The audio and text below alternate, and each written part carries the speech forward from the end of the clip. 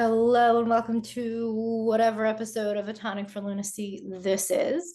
Today, what I want to play for you is a few clips from my coming up masterclass, Human Design, Shadow, and Trauma. This is essentially all about the psychology of the body graph. And I also show you how to do deconditioning work and shadow work. So the deconditioning work is on our openness and the shadow work is on our definition. And I explain this in full detail in the class. There are slides, there are workbooks. It is thebomb.com. I'm so excited for it. I literally had to record it in 3 different parts because it is, I think, like 2.5 hours long. And if you purchase it before the 17th or on the 17th, and you have until the 17th, the 18th, whatever, 17th or 18th, it's only $55. So I suggest you get in there because this is all of my best work literally put into one class. This summarizes everything that I do. If you ever wanted to learn what is human design shadow, how do I use human design shadow to heal myself, to heal my trauma, to heal my woundings, to decondition, to live my design, to have a magical life, to embody the parts of my design that feel I'm choking on a pretzel. How do I embody the parts of my design that feel so foreign to me, that feel so far away from where I currently am? This is your class. This will reveal everything. And I promise you, I'm making deconditioning and shadow work easy. And then I'm also showing you how to find all of the things in your body graph, how to look at the body graph like no one else does. This will change the way that you see human design forever and ever, hopefully. So here we go. Let me play some clips for you, and I hope you love it. We're going to define some terms. So I would be doing you a disservice if I did not talk about what all of these things mean before we even get to the body graph. I don't want to assume that you know anything. And this is part of, what I do in HDST, in the Human Design Shadow Training, is I don't just throw you to the wolves and give you all the information, right, on the body graph and then throw you to the wolves. Like, I want to make sure you have a grounded foundation of shadow, trauma behaviors, trauma responses, conditioning, like you have such a deep understanding because you've done it for yourself. So I want to define some terms.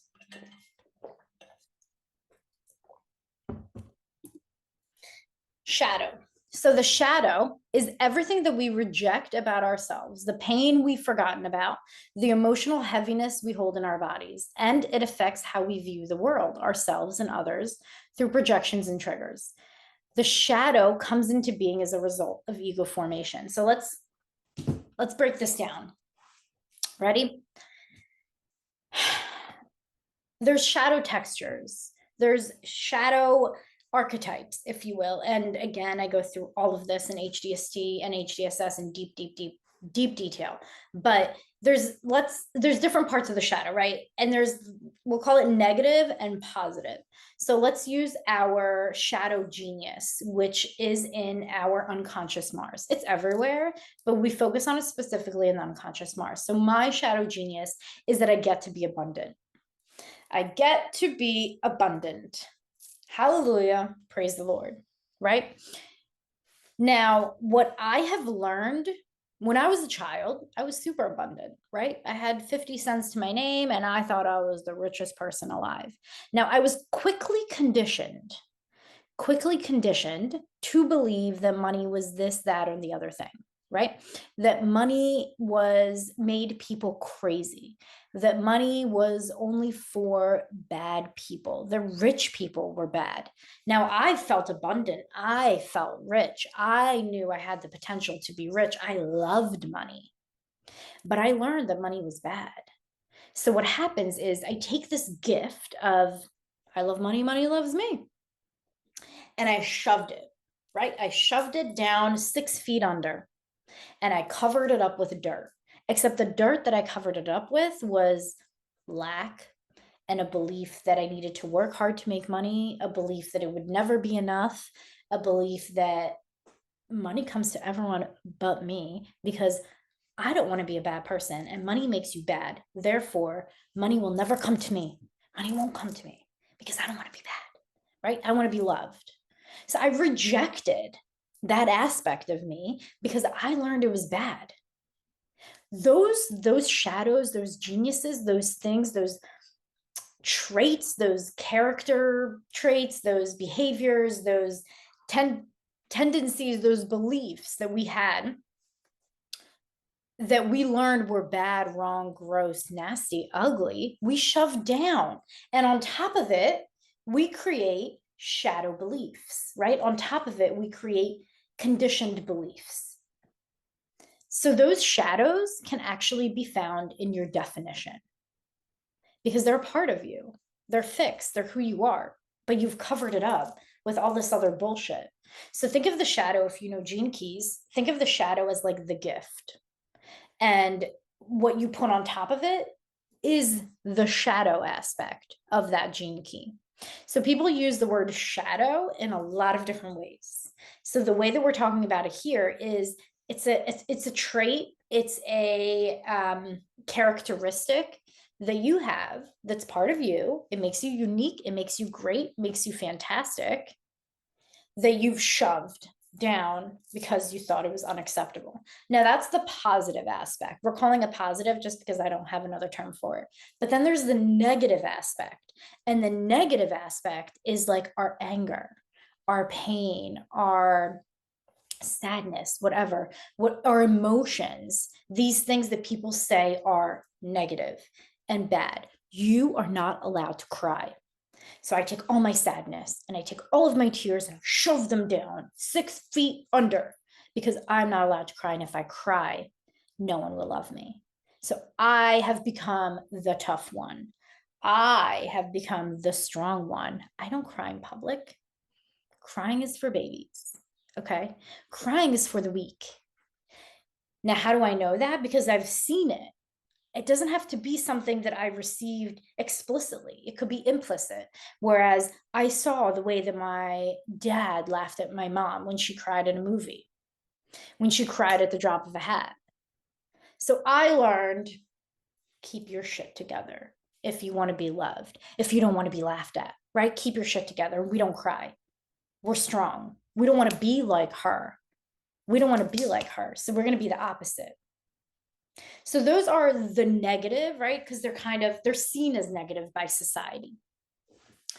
But they're often emotions like anger. Anger is a very potent emotion that we get to feel, we get to experience it. And even some of the greatest, right, like Jordan Peterson, Robert Greene, I believe, said like they use their anger in their shadow work. They use their anger to fuel their creative projects. Those are some healthy ways to use the anger, writing it, crying it out, just getting it out of your body. Because whenever we don't get it out, this is where we create illness, right? This is where we create disease. It's a lack of ease. When we let our emotions flow, when we let our shadows breathe, when they no longer become shadows, we are free. So what we do is we want to understand what our shadows are. We want to take the unconscious shadows that you've put deep into the ground, and we want to make it conscious. Okay. Trauma. Psychologists officially define trauma as something caused by a stressful occurrence that is outside our range of the usual human experience that would be distressing to anyone. The issue with this definition is that obviously there are other traumatizing situations that are in fact part of the ordinary human experience. There are many relatively common things that we experience that could cause trauma in our body, like accidents, illnesses, prolonged stress, surgery, etc. A better definition that I like to use with trauma is that it's a threat to our well-being that leaves us unable to process our emotions and feelings in that moment. And that's really what trauma is. Trauma is an inability to process our emotions and feelings in the moment, and therefore they get stored for later. kind of like my gas mask experience, right? That trauma got stored for later because I couldn't deal with it in the moment. I was a child and nobody was helping me. Nobody talked to me about it, right? So that got stored away because we don't know how to deal with this. We can't deal with this. Trauma is important because it coincides with shadow, right? So it works in different ways with different people. But you could use, my example of money, but you can add a trauma where perhaps there was a car accident where there was a lot of money that had to be used, and therefore the trauma and the money kind of go together and they become a shadow trauma, right? I don't know, I just made that term up, but you can see how they can be related. What I really, really, really want to help everybody understand is that traumas don't have to be these horrific events, right? Trauma doesn't have to be rape or witnessing a murder. Trauma can be divorce. It could be you getting divorced at an older age, or you could be a child experiencing their parents divorced. Trauma can also be relational, where there was some sort of rift in our first relationship with our parents, our very first relationship. It could be something as simple as you were in your crib crying and your mom was pooping and she couldn't come and get you. And you experienced that as a trauma, as neglect. Now, what happens is that these things build, right? And there's a class in HDST and HDSS where I walk you through how all of this is coded in the brain based on using the body graph. But just to give you an overview, these things get stored essentially as stories and how they relate to us. So whether it has anything to do with us, my mom not coming to get me while she was on the toilet, obviously that has nothing to do with me, but I experienced it as a trauma. I experienced it as neglect. I experienced it as something happening to me. So the story that I create around that, what I make that mean, builds and builds and builds and builds. And what we know is that our subconscious begins to tune out everything that is not that thing, right? So we learn not to see things or situations or relationships where we feel like we belong. We learn to obsess and only see situations where we are rejected. And manifestation communities, LOA, will call that law of attraction. You attract what you think. It's really just the subconscious mind is able to filter out everything that it thinks the conscious mind does not need to be aware of. Meaning that everything is happening all at once. Everything that you want and don't want is always there, but it's just about what you perceive. Conditioning is what we learn from others. We're conditioned in our openness. So remember shadow? Remember when we put all of our genius, all of our positive and negative aspects 6 feet underground? We covered it up with conditioning from our openness. Those beliefs and those new behaviors, we covered it up with conditioning and trauma responses. So conditioning is our openness, because remember, openness in our chart is where we amplify energy at 200%. So conditioning is what we learned about ourselves, the world, other people. We learned that the world is not safe. We learned that you have to work hard to make money. It's our thoughts, our beliefs that lead to our behaviors and our identity. They become who we are. So these are all the things that we want to bring to the forefront, right? We want to understand them. We want to know what our shadows are, what our trauma responses are, what our sabotage behaviors are, what our conditioning is.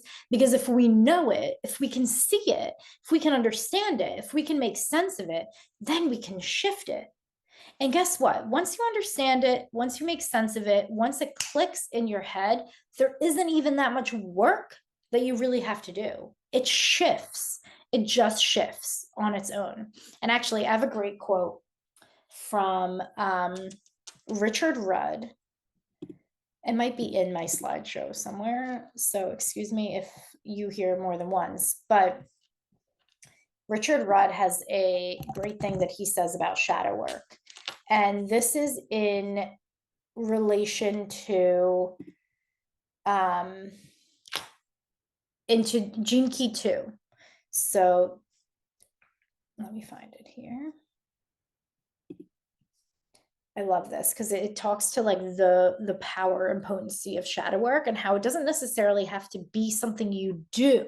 That's what I want to kind of like move you out of. Like the things that we do, the work that we do is just to understand. It's to make the unconscious conscious. And then you just choose different. There's no like real work. Like sometimes it's just understanding yourself at this level that does all the work for you. It's like releasing something that has been stuck for so long. So Richie says, as soon as you enter deeply into the shadow world with your full and honest awareness, it magically appears to change. This shift in your inner honesty precipitates a leap out of the mind and into a newer and far more expansive awareness. One needs to really grasp this insight. You do not change your reality through doing anything. There is a perceptual shift pre-wired into the DNA of every human being. And when it is activated, it occurs in spite of you as an aspect of your biological evolution. At a certain point, your new awareness simply begins to open up. It does so gradually at first, but over time, it coincides with a remarkable improvement in the quality of your life. As you see it, so it changes. Perfect. Just as Richard is. So what I want to make sure that we understand is what we're doing is we're using human design as a way to understand our shadows, our conditionings, our behaviors, our sabotage patterns, our subconscious, so that we can make it conscious. And then we can shift into this magical world that Richie is talking about. Carl Jung says, and I always butcher this quote, I really should start just writing it down, but Carl Jung says, until we make our unconscious conscious, it'll continue running our life and we'll call it fate. That's exactly what it is. Our unconscious will run our lives. It will continue to play out the same things. Remember what we said, that it can allow us to only see what we want to see based on the stories and the beliefs in there, based on our identity in the unconscious. I use unconscious and subconscious simultaneously or synonymously, whatever. I use them both the same way. So we receive a gajillion, that's the accurate number, bits of information that are always there, but the subconscious is going to filter out what it doesn't think that we need. And that's based on our conditioning, right? So if our conditioning says I'm stupid, because that's what you heard over and over again, then your subconscious mind is going to filter out anything that makes you seem smart because you told it you're not. Therefore, it's not important.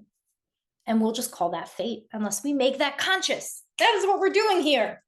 All right. Okay, now we are ready for part 3. Part 3 is all about deconditioning and shadow work. First thing I want you to know is that deconditioning and shadow work does not need to be as hard as we make it seem. It does not have to be complicated. However, if you are like me and you like to complicate things, then I will show you how to complicate it. But if you like to keep it easy and you like to play soft and rest and relax and let it do the work for you, then I'm going to once again share this quote from Richard Rudd because it is perfection. Oh, here it is. As soon as you enter into the shadow world with your full and honest awareness, it magically appears to change. This shift in your inner honesty precipitates a leap out of the mind and into the newer and far more expansive awareness. One needs to really grasp this insight. You do not change your reality through doing anything. There is a perceptual shift pre-wired into the DNA of every human being. And when it is activated, it occurs in spite of you. As an aspect of your biological evolution, at a certain point, your new awareness simply begins to open up. It does so gradually at first, but over time, it coincides with a remarkable improvement in the quality of your life. As you see it, so it changes. There are a few things that I want to pull out of this. One is inner honesty. This is why I showed you all of the things that I just showed you in the body graph, because I want you to know that your feelings, your emotions, your woundings, your traumas, they're all valid here. We can see them in your chart. You don't have to prove anything to us. We see it in your body graph. We see the traumas, we see the conditionings, we see the trauma responses that are not actually who you are. We see who you really are, right? We see that in your shadow genius, in your definition, in your gift frequency. And then we also see who you've had to be, who you have had to become, how that genius had to transform in order to keep you alive. So what we want to come into this with is real honesty. We want to put it all out, right? We want to just lay it all on the line. And this is the part where people are like, well, how do I do this? And there's a lot of different ways to do this, but I'm going to show you my process. Yes, this might be an over complication. It doesn't matter, right? We don't really care. The point is that if you feel stuck in this process, how do I get honest with myself? How do I figure out what is right for me? How do I figure out what is me, what isn't me? Like, if you have any kind of doubt, this is where my process helps you nip that in the bud, right? We don't want doubt to hold you back. We don't want confusion to hold you back from shadow work or deconditioning work. That is why I'm going to give you my process that you can do, even though what Richard Rudd tells us is that we don't really need to do anything. Just our honest awareness around the situation is enough to shift it. And I'm telling you that this is true. But I'm also telling you that sometimes that honest awareness is easier seen and understood when you start writing it out and answering some deeper questions. So I'm going to offer you some deeper questions here. I'm also going to offer you some deeper questions in the workbook.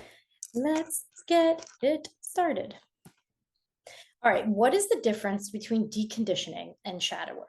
So deconditioning is about releasing what isn't yours. So what we've learned throughout this entire class is how to find in our body graph what is not ours. We learned how to look at our openness and understand the conditioning that we have amplified from others. What we see in our openness is not us. So we want to release that. We want to decondition what's in our openness. Okay. And this is the part where everybody gets confused. And I feel like nobody talks about this in the human design space. Deconditioning is releasing what is not ours. However, just because you've deconditioned your not self of your openness does not mean that you will immediately just fall into the gift or city frequency of your definition. It doesn't mean that your gifts will just open up to you, because there's another missing piece, right? There's another missing piece. We know that we are conditioned in our openness. We know that we take on this energy of other people in our openness. I'm going to show you how to get rid of that. But then what?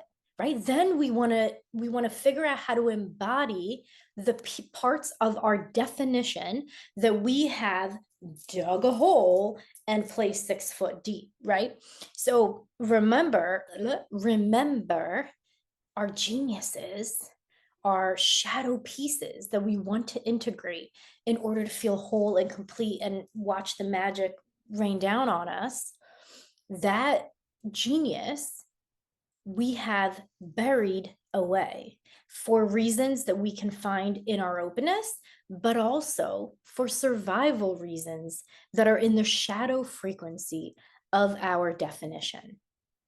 So deconditioning is releasing what is not ours from our openness. Shadow work is integrating the genius of our definition, and they go together. Hand in hand, they are married. Okay, they are married because sometimes it does take both, right? And I'm going to give you an example of this. I'm going to show you exactly how to do the deconditioning work on your openness, and I'm going to show you exactly how to do the shadow work on your definition, so that you're hitting this from both areas, from both sides, and you're going to make and create incredible changes in your life without a shadow of a doubt. Not intended, but whatever, that worked out. I hope you enjoyed listening to that. Please, please come and join us for the very first Human Design Shadow Summer School class. There are 6 of them. This is class number 1. You don't have to buy all 6. You can just buy one. Like I said, there's so much more to this class that I cannot give you in a short podcast. So I will drop a link right below this video or wherever you're listening to this. And I hope we will see you there. Human Design Shadow Summer School. Woo!